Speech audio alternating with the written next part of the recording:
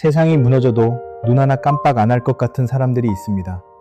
어떤 비난도 비껴가고 어떤 실패 앞에서도 금방 웃어버리는 사람. 우리는 그들을 보며 타고난 강철 멘탈이라 부르죠. 하지만 틀렸습니다. 그들도 사실은 매일 부서집니다. 남들과 비교당하면 찔리고 무시당하면 속으로 울고 혼자 있는 밤에는 천장을 봅니다. 우리랑 똑같이 차이는 단 하나입니다. 부서진 다음이 다릅니다. 그리고 그 다음은 타고나는 게 아닙니다. 어젯밤을 떠올려 보세요. 퇴근하고 몸은 지쳐있고 딱히 볼 것도 없는데 습관처럼 스마트폰을 떱니다. 피드를 내리다가 멈춥니다. 친구가 유럽 사진을 올렸습니다. 골목이 예쁘고 와인잔이 예쁘고 웃음이 예쁩니다. 캡션엔 인생은 한 번뿐이야 라고 적혀 있습니다. 나는 오늘 야근했습니다. 화가 나는 건 아닌데 그렇다고 아무렇지 않은 것도 아닌 그 이상한 공백. 폰을 내려놓고 천장을 봅니다. 분명 조금 전까지는 괜찮았는데 이불 속에서 혼자 중얼거립니다. 나는 왜 이 모양일까? 이걸 자존감이 낮아서 생기는 문제라고 생각하기 쉽습니다. 하지만 심리학이 말하는 진짜 문제는 자존감의 높낮이가 아닙니다. 안정성입니다. 아무리 자존감이 높아도 하루에 10번씩 롤러코스터를 탄다면 그건 높은 게 아니라 불안한 겁니다. 자존감이 단단한 사람들도 똑같이 흔들립니다. 다만 흔들린 뒤에 자기 쪽으로 돌아오는 속도가 무서울 정도로 빠를 뿐입니다. 어젯밤을 떠올려 보세요. 퇴근하고 몸은 지쳐있고 딱히 볼 것도 없는데 습관처럼 스마트폰을 틉니다. 피드를 내리다가 멈춥니다. 친구가 유럽 사진을 올렸습니다. 골목이 예쁘고 와인잔이 예쁘고 웃음이 예쁩니다. 캡션엔 인생은 한 번뿐이야 라고 적혀 있습니다. 나는 오늘 야근했습니다. 화가 나는 건 아닌데 그렇다고 아무렇지 않은 것도 아닌 하긴 아무렇지 그 이상한 공백. 폰을 내려놓고 천장을 봅니다. 분명 조금 전까지는 괜찮았는데 이불 속에서 혼자 중얼거립니다. 나는 왜 이 모양일까? 이걸 자존감이 낮아서 생기는 문제라고 생각하기 쉽습니다. 하지만 심리학이 말하는 진짜 문제는 자존감의 높낮이가 아닙니다. 안정성입니다.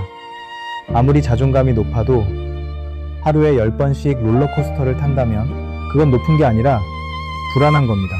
자존감이 단단한 사람들도 똑같이 흔들립니다. 다만 흔들린 뒤에 자기 쪽으로 돌아오는 속도가 무서울 정도로 빠를 뿐입니다. 왜 우리는 유독 남의 행복에 이렇게 취약할까요? 그 비밀은 우리 머릿속 결핍 센서에 있습니다. 비교가 시작되는 순간 우리 뇌는 자동으로 하나를 찾습니다. 내가 가지지 못한 것. 유럽 여행 사진 하나에 내 통장이 보이고 동기 승진 소식 하나에 내 자리가 작아지고 동창 모임에서 웃으며 돌아오는 차 안에서 말할 수 없는 허기가 남습니다. 이건 나쁜 사람이어서가 아닙니다. 조금 전까지 멀쩡했던 내 삶이 비교 하나로 구멍난 항아리처럼 텅 비어 보이는 이유. 우리 뇌가 결핍에 먼저 훨씬 강하게 반응하도록 만들어졌기 때문입니다. 그리고 이 결핍의 감각이 쌓이면 우리는 그걸 다른 곳으로 쏟기 시작합니다. 기분이 무너진 날 새벽 2시 아무것도 필요하지 않은데 쇼핑 앱을 탭니다. 배가 고프지 않은데 냉장고 문을 엽니다.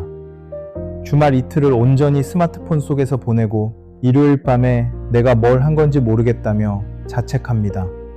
분명 해롭다는 걸 압니다. 그런데 멈추질 못합니다. 심리학에서는 이걸 수동적 자기 파괴라고 부릅니다. 나를 직접 해치는 게 아니라 나를 방치하는 방식으로 천천히 무너뜨리는 것. 더 잔인한 건 이 행동이 끝나고 나면 자존감이 더 깎인다는 겁니다.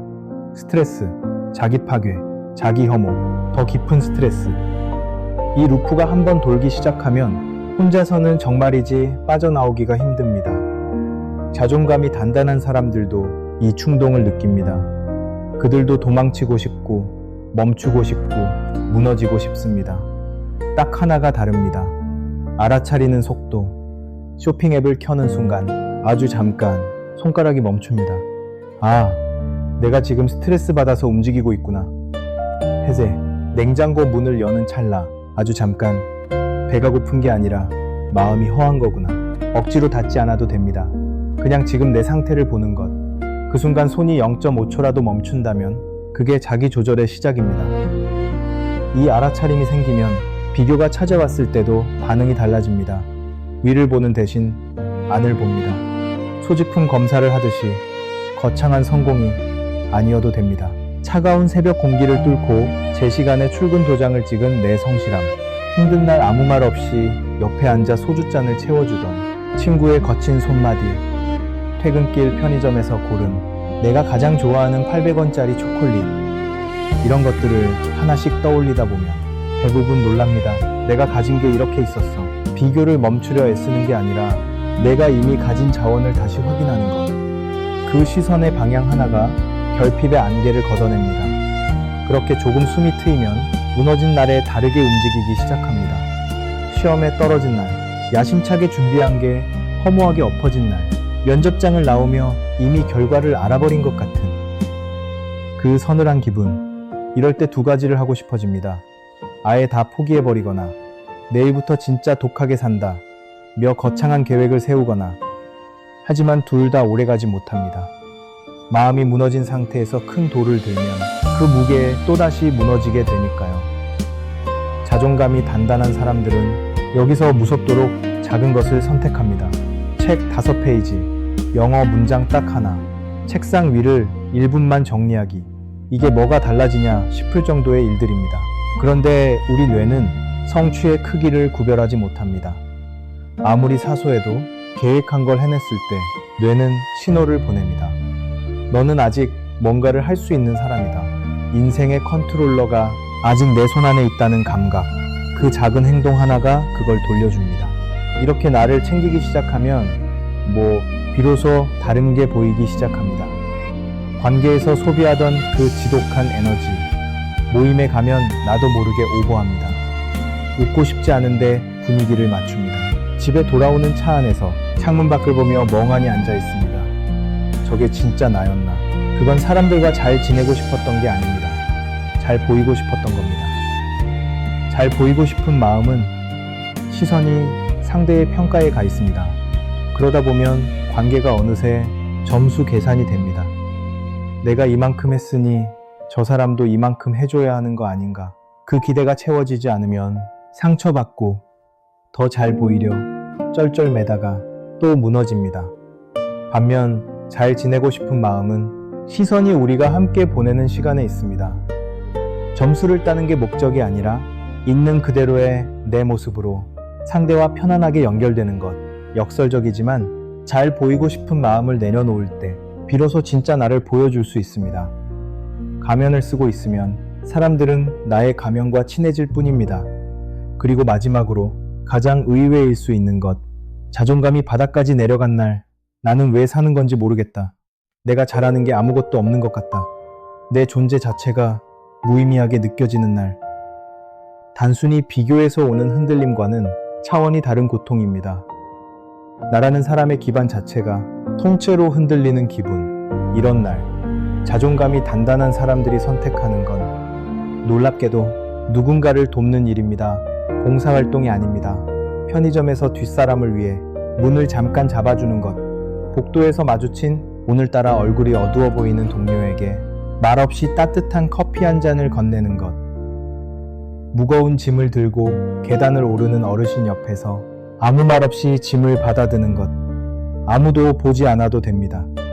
누가 알아주지 않아도 됩니다.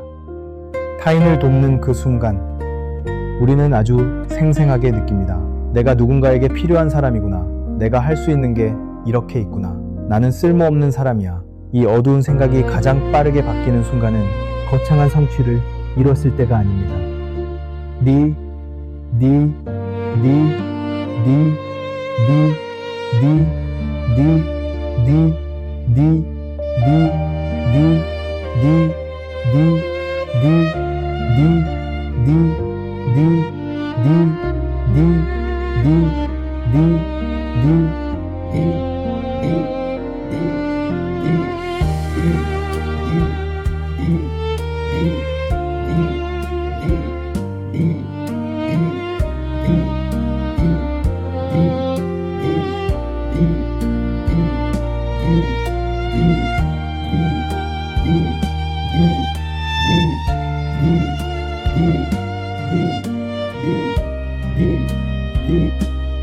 누군가에게 아주 작은 도움이 되었다는 걸 실감하는 바로 그 찰나입니다. 여기까지 5가지를 이야기했지만 사실 이 모든 건 하나를 향하고 있습니다. 비교가 시작될 때 내가 가진 걸 보고 무너졌을 때 손안에 작은 것부터 다시 쌓고 나를 망치는 순간을 알아차리고 관계에서 썼던 가면을 내려놓고 바닥에서 누군가에게 작게 손을 뻗는 것 전부 삶의 주도권을 타인에게서 다시 나에게로 가져오는 일들입니다. 자존감이 높다는 건 안 흔들리는 게 아닙니다. 흔들렸을 때 자기 쪽으로 다시 돌아오는 사람입니다. 그 힘은 타고나는 게 아닙니다. 오늘 우리가 나눈 이 작은 습관들을 한 번씩 반복하며 만들어지는 겁니다. 한꺼번에 다 바꾸지 않아도 됩니다. 오늘 하나만 기억해도 여러분은 이미 다시 중심으로 돌아오기 시작한 겁니다. 조용히, 그러나 확실하게.